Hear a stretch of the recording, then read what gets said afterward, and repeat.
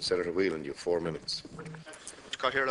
And I too would like to welcome Minister Janet Sullivan to the House and for agreeing to this debate, which was requested only a short time ago by the Senate. And indeed, I found Minister Sullivan someone who is receptive to our views and is not dismissive of our position on this. And we're not looking for the dog and devil, we're just looking for a bit of balance to be brought back into the policy area in regard to wind energy. And I'm pleased and heartened today to see that the Minister has embedded the community concern in her statement to the House.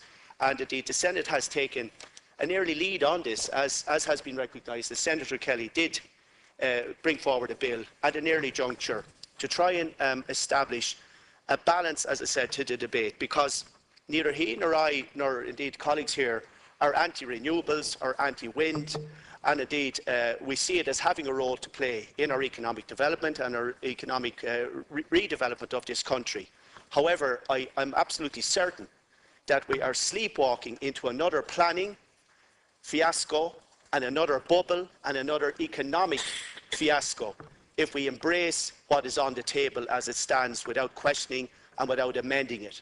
2,500 giant turbines for the Midlands, and everyone is going to walk away a millionaire, and everyone's going to have a swimming pool, and there's going to be 70,000 jobs.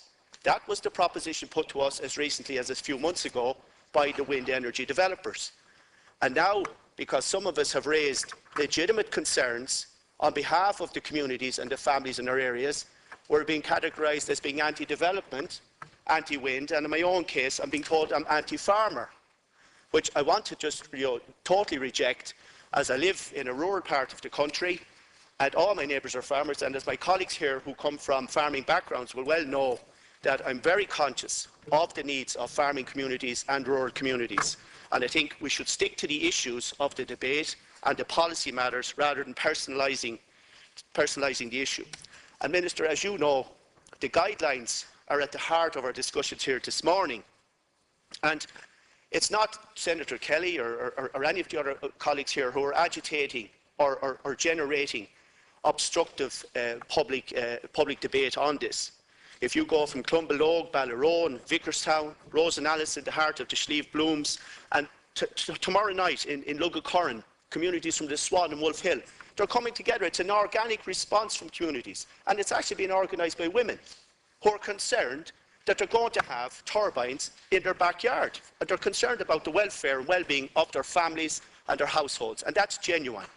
And my simple question to the wind energy developers and those who are signing up options is that, would you agree to have one of these turbines, or 3 or 4 or 5 of these turbines, in your own backyard, which is essentially what's being proposed?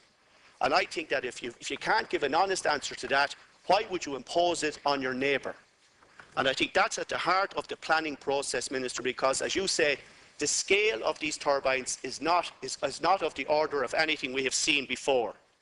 And I believe that the reason there should be a moratorium at the moment, we're giving planning permission and the planning process is in train with no proper regulation and no proper ground rules in place. Minister, the wind energy developers are going around County Laois and Offaly and Westmeath in the evening time and at night with their checkbooks and signing up options with everyone in the area, knowing full well that they don't intend to put turbines on that land or those areas. And the thing is that they're putting forward, they're not Vincent de Paul, why would they sign up a contract for an option for €3,000? And they're doing so, Minister, I have to point out on the record, in areas that are not designated for wind farms. So they're showing no regard for planning or for the county development plans as we speak. And just to finish up, Cathaoirleach, Speakers, thanks. Yes, this is not just my view. The reality is, Colin McCarthy, the economist, has already pointed out that we are now building the next big bubble and we're going to have a NAMA for wind farms. The ESRI have said that the plan as it's currently constituted, the ESRI itself, the economists there have said that the plan as it's currently constituted is crazy. So the thing is that there are independent people out there, and I think their views should be also embedded in the guidelines, and they should be statutorily binding and consistent throughout the country. Thanks, Cathaoirleach.